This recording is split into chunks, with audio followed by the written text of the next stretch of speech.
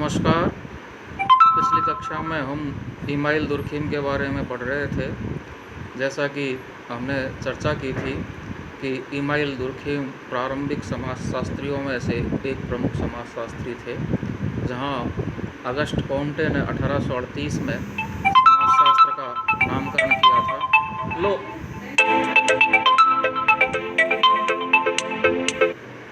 वहीं दूसरी ओर email Durkheim ने समाजशास्त्र को वैज्ञानिक धरातल प्रदान किया था, समाजशास्त्र की विषय सामग्री और अध्ययन पद्धति को स्पष्ट किया था, जिसका जिक्र हमने पिछली कक्षाओं में किया था। उन्होंने अपनी पुस्तक the rules of sociological method 1895 में लिखी थी और उसमें उन्होंने स्पष्ट किया था कि समाजशास्त्र की जो अध्ययन वस्तु है वो सामाजिक तथ्य है और समाजशास्त्र की अध्ययन पद्धति उसी प्रकार की वैज्ञानिक पद्धति है जिस प्रकार से प्राकृतिक विज्ञानों में वैज्ञानिक पद्धति के द्वारा अध्ययन किया जाता है। आज हम समाजशास्त्र के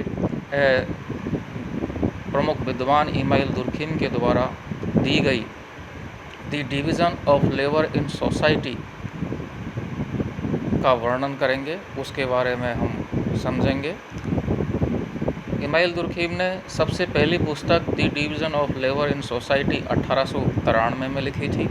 इस पुस्तक के द्वारा ही उनकी विद्वता का पता चलता है कि भविष्य में वो समाजशास्त्र को किस प्रकार का योगदान दे सकते थे, और इसी टॉपिक पर उन्होंने अपनी पीएचडी की डिग्री प्राप्त की थी। 1893 के अंतर्गत उन्होंने अपना पीएचडी का कार्य प्रारंभ किया था the division of labour in society topic को लक्ष्य बना करके, और उन्होंने इस पुस्तक को 3 खंडों में प्रकाशित किया था।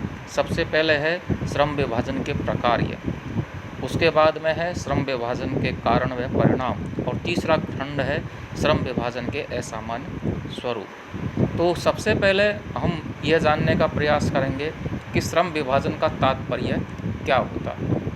विद्यार्थियों, हम जानते हैं कि अगर किसी कार्य को सभी लोग उसके सारे पहलुओं को करेंगे तो वो कार्य उतना अच्छी तरीके से नहीं हो पाएगा, लेकिन उस कार्य को विभिन्न भागों में विभाजित कर दिया जाता है और अलग अलग भाग को रुचि रखने वाले और उस कार्य को दक्षता रखने वाले लोग कार्य को करेंगे तो वो संपूर्ण कार्य बहुत अच्छी तरीके से होगा।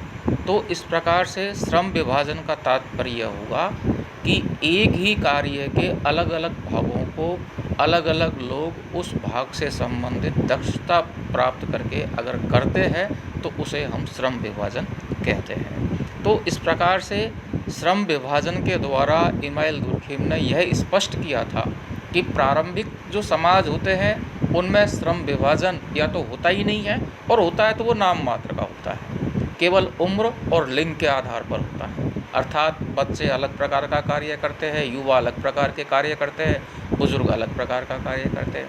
उसी प्रकार से स्त्री अलग प्रकार का कार्य करती है और पुरुष अलग प्रकार का कार्य करते हैं। लेकिन जैसे जैसे समाजों का विकास होता है तो उनमें श्रम विभाजन भी बढ़ता जाता है। तो इस प्रकार से श्रम विभाजन एक ऐसी प्रक्रिया है जिसके माध्यम से संपूर्ण कार्यों को अलग अलग भागों में विभाजित करके प्रशिक्षित और दक्ष लोगों के द्वारा किया जाता है। उस प्रक्रिया को हम श्रम विभाजन कहते हैं।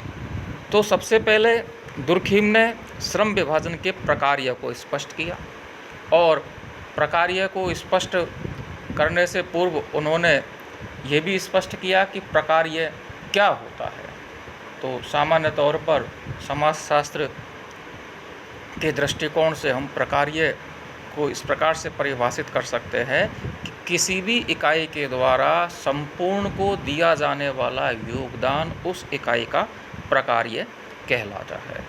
तो श्रम विभाजन का जो प्रकार्य है वो ये है कि नवीन समूहों का निर्माण व उनमें उत्पन्न होने वाली एकता श्रम विभाजन का प्रकार्य है।